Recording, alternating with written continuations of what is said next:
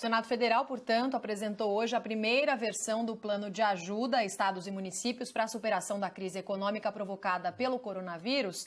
E assim como a União, governadores e prefeitos querem autorização para aumentar o déficit das contas públicas regionais para investir em ações de enfrentamento à pandemia, né, Cássius? E olha, Roberta, para entender melhor esse assunto, vamos conversar agora com o presidente do Conselho de Secretários Estaduais de Fazenda e também o secretário da Fazenda do Piauí, Rafael Fonteles. Boa tarde, Rafael. Boa tarde, Cássio. Boa tarde, Roberto. Boa tarde aos telespectadores da CNN.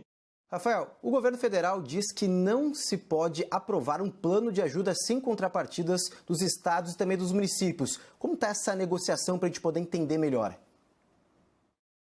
Bom, com relação à contrapartida apresentada, com relação a manter as despesas com o pessoal sem aumentar durante um período, eu acho razoável que os estados e municípios não terão a menor condição de dar esse reajuste com a perda enorme de arrecadação que está acontecendo em virtude da crise sanitária que gera a crise econômica. E esses efeitos econômicos não serão apenas de 2, 3, 4 meses, serão vários meses. Então, portanto, não vejo problema em se cumprir essa contrapartida proposta pela União para receber esse recurso. A importância é que esses recursos atendam a necessidade dos estados e municípios para não paralisar os serviços públicos nesse momento tão importante de combate à pandemia. Secretário, eu te peço para aguardar só um instante. A gente vai mostrar agora uma publicação na internet feita agora há pouco pelo ministro Gilmar Mendes. Ele tuitou, olha só, as decisões judiciais podem ser criticadas e são suscetíveis de recurso enquanto mecanismo de controle. O que não se aceita e se revela ilegítima é a censura personalista aos membros do judiciário. Ao lado da independência, a Constituição consagra a harmonia entre os poderes. Portanto, essa publicação nas redes sociais do ministro Gilmar Mendes, que estava ontem, inclusive, ao lado do presidente Jair Bolsonaro, presente na posse do ministro da Justiça. A gente vai voltar, então? Isso, agora, Roberta, vamos só repercutir esse tweet, então, que é muito importante, com o Fernando Molica. Molica, como é que você vê essa defesa do Gilmar Mendes em relação a Hugo Moraes? Olha, é mais um ministro do Supremo que se manifesta, né? O Supremo é um grupo muito fechado, são 11 ministros, né? Eles têm a questão de defender a instituição. Então, as três manifestações, né, que a gente apresentou aqui nos últimos minutos, né, do Gilmar Mendes, do Luiz Roberto Barroso e também da JUF, vão no mesmo caminho. Todos podemos criticar decisões do judiciário. O judiciário não está acima de críticas. O problema é na hora que a crítica vai no aspecto pessoal, que foi o que o presidente Bolsonaro fez. Né, associou a nomeação do Barroso a uma questão política, ele desqualificou a própria presença do Alexandre de Moraes no Supremo. Então isso reforça esse corporativismo e essa defesa da instituição, que é agora feita também pelo ministro Gilmar Mendes. É até provável que outros ministros se manifestem aí ao longo dessa tarde. É com vocês. Obrigada, Molica. Peço desculpa, portanto, ao secretário da Fazenda do Piauí, Rafael Fonteles, está ao vivo com a gente. Secretário, continuando a nossa entrevista, uma das possibilidades, uma das polêmicas em relação a esse assunto, né, ao auxílio a estados e municípios, é que existiria o risco do aumento de impostos no futuro e a população que também já está sofrendo com a crise agora, neste momento, né, com a pandemia do coronavírus, com desemprego, alta nos preços e tudo mais, teria que pagar a conta no final. Qual é a análise que você faz sobre esse argumento? Olha, todos os países do mundo, Roberto, estão aumentando o endividamento para não faltar liquidez para trabalhadores, empresas e também para os entes subnacionais. É óbvio que vai haver um aumento do endividamento e esse problema terá que ser tratado depois no conjunto da sociedade para solucionar o endividamento que certamente vai aumentar. Mas o foco tem que ser, no caso, a ajuda que já está sendo viabilizada aos trabalhadores, mas tem que ser mais rápida essa ajuda, chegar logo na ponta, às empresas para diminuir o aspecto do desemprego, que certamente vai aumentar, mas a luta é para que não aumente tanto, e os entes subnacionais, estados e municípios, para que eles não paralisem os serviços públicos, que são fundamentais nesse momento de combate à pandemia. O endividamento, que certamente vai aumentar em todos os países do mundo, deve ser tratado depois. Kenzo. Olá, presidente. Muito boa tarde, obrigado pela sua presença aqui no Visão CNN, a Kenzo Matida daqui de Brasília, presidente.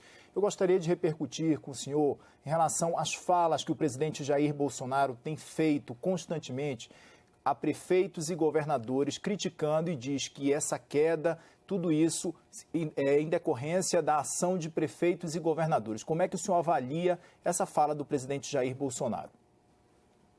Na realidade, a crise econômica, ela advém da crise sanitária, independente do isolamento. Mesmo que não houvesse o isolamento por parte de governadores e prefeitos, haveria o pânico, o medo da sociedade em se contaminar, principalmente quando os hospitais começam a ficar superlotados e a população passa a ter receio de adoecer e não ter um leito de UTI disponível. Então, a crise econômica ela acontece independentemente do isolamento social, que é recomendado, né, das autoridades de saúde para poder diminuir a catástrofe social com a perda de muitas vidas, né? Então, portanto, a crise econômica independente disso. E todos os países do mundo estão fazendo injeções de liquidez de mais de 10% do PIB, alguns chegando a 20% do PIB, para combater ou minimizar os efeitos econômicos, sejam para trabalhadores, sejam para empresas, ou sejam para estados e municípios. Então, a hora agora é de injetar liquidez, aumentar, sim, o endividamento para diminuir a catástrofe que se avizinha. Secretário, boa tarde, Leandro Narlock falando aqui. Os funcionários públicos, principalmente no Nordeste, no Piauí, o seu estado, e também em outros estados brasileiros, eles estão aí na faixa dos brasileiros mais ricos. No entanto, são os menos atingidos por essa crise, né? Se a gente comparar, por exemplo, com os informais, com os pequenos empresários. Será que, além desse comprometimento em congelar salários, não seria possível uma proposta ainda mais profunda, por exemplo, cortar salários e carga horária, como, por exemplo, a reforma administrativa do governo federal estava propondo? Olha, isso o Supremo Tribunal Federal já decidiu que não tem condição de fazer essa redução. Essa questão do congelamento, creio eu que já pode ser suficiente, não é, para fazer esse equilíbrio e essa contribuição desse efeito da crise econômica com toda a sociedade. Então, vejo que essa questão do congelamento ela é suficiente nesse momento para a gente atravessar esse período. Fernando Molica? Secretário, boa tarde. Eu queria que o senhor nos passasse uma visão mais nacional, principalmente em relação à questão de folhas de pagamento. Eu fico aqui no Rio de Janeiro, o secretário de Fazenda aqui no Rio já admitiu que talvez no próximo mês já não haja condições de pagar salários. Os salários de maio, talvez, não, esses já estão garantidos, mas daí para frente a situação é mais complicada. O senhor que tem essa visão mais nacional, como é que está a situação dos estados em relação a pagamento de servidores e pagamento de fornecedores? Bom, antes da pandemia, você já tinha estados em situações distintas, né? Boa parte com dificuldades fiscais e uma pequena parte, digamos assim, totalmente equilibrada. Obviamente que essa pandemia, quando as receitas caem 30% ou até 40%, esse sinal de alerta ele é aceso e alguns estados já vão sofrer agora no mês de maio a chance, né, concreta de paralisia dos serviços públicos. Outros podem aguentar mais alguns meses. Portanto, esse auxílio emergencial a estados e municípios é fundamental. Lembrando que na Federação Brasileira, estados e municípios não podem emitir título. Portanto, esse socorro federal, obviamente, se torna essencial, porque somente a União pode emitir título, se endividar, para injetar liquidez para estados e municípios, não paralisar o serviço público. Se não conseguirem pagar o salário do funcionalismo, certamente os serviços irão parar e a população irá sofrer. Por isso que nós nos manifestamos desde março, já tínhamos modelos que mostravam essa queda que iria ter, 30% ou 40%, e desde março que nós cobramos essa solução e parece que finalmente está próxima de ser alcançada no Congresso Nacional, mas ainda em valores insuficientes. Tá certo, secretário. Muito obrigada pela entrevista aqui na CNN Brasil. Até uma próxima. Bom, gente, um abraço.